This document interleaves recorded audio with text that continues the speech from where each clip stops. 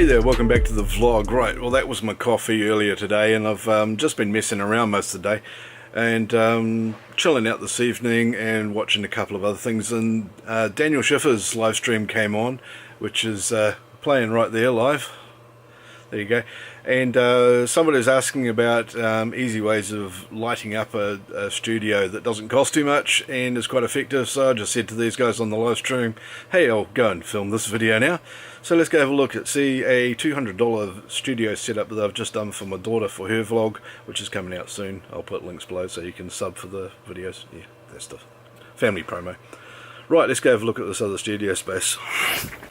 So this is my main studio building, and here is where I keep all of my gear and bits and pieces. It's quite a big setup. It does help in that there's heaps of stuff around here already, and for my daughter's thing, of course, obviously we just needed to get a few bits of lighting and stuff like that. So we'll just come through here to the other room, and it's really quite dark in here at the moment because the lights are off, and I'll just reach over here in the dark using my camera as a light to see where the switch is.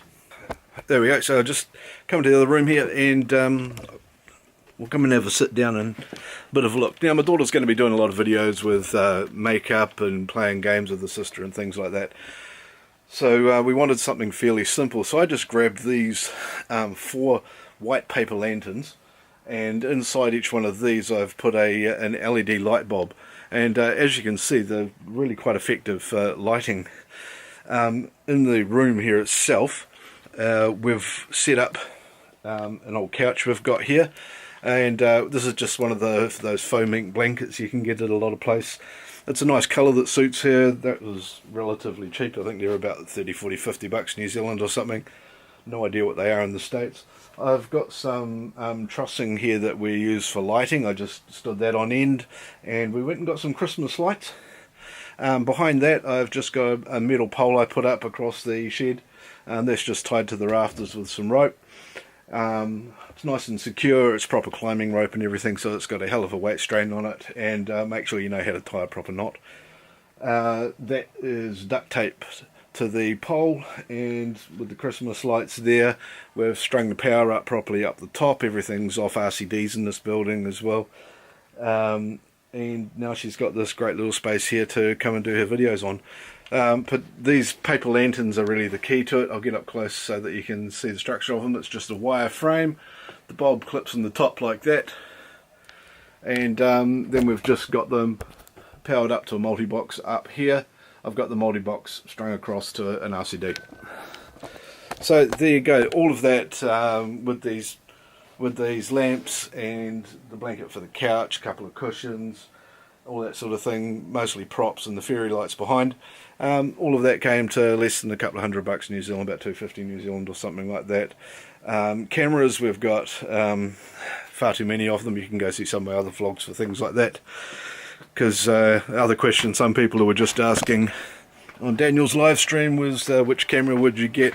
My usual answer is get all of them. If you can. Different cameras for different purposes. I use the RX 100s here for all of my utility stuff. Sometimes you get a bit more grain on them than I'm anticipating. I've got A7S, which is brilliant for shooting low light, though it does have its limitations in other areas. And then I've got just a whole heap of lenses down here and that sort of thing. Common question, I didn't want to hijack on the other live stream, but you know, for things like zoom lenses, what do people get? I get a lot of these sorts of things here.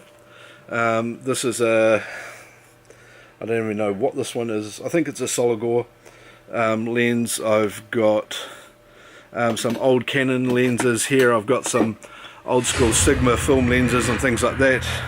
I've got Netflix playing in the background. I'll kill that. And quite often these real old school lenses and things that you can find around the place. So quite often all these old school lenses and things you can find on eBay and things like that, they might need a quick clean up sometimes, a bit of fungus in them or something.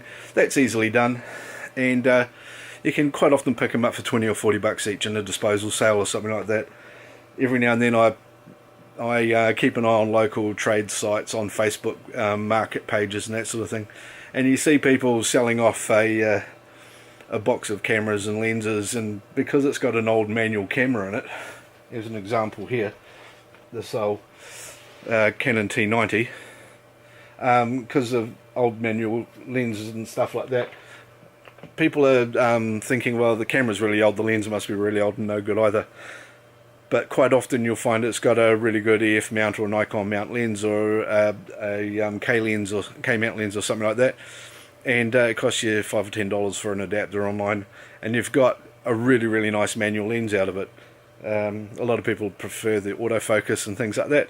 I actually got really frustrated with autofocus and started going manual, so I just get more and more primes. The only trick there is you've got to make sure your glasses are up to date so you can see what the hell you're focusing on, and have a camera with focus assist you can trust. That's really key.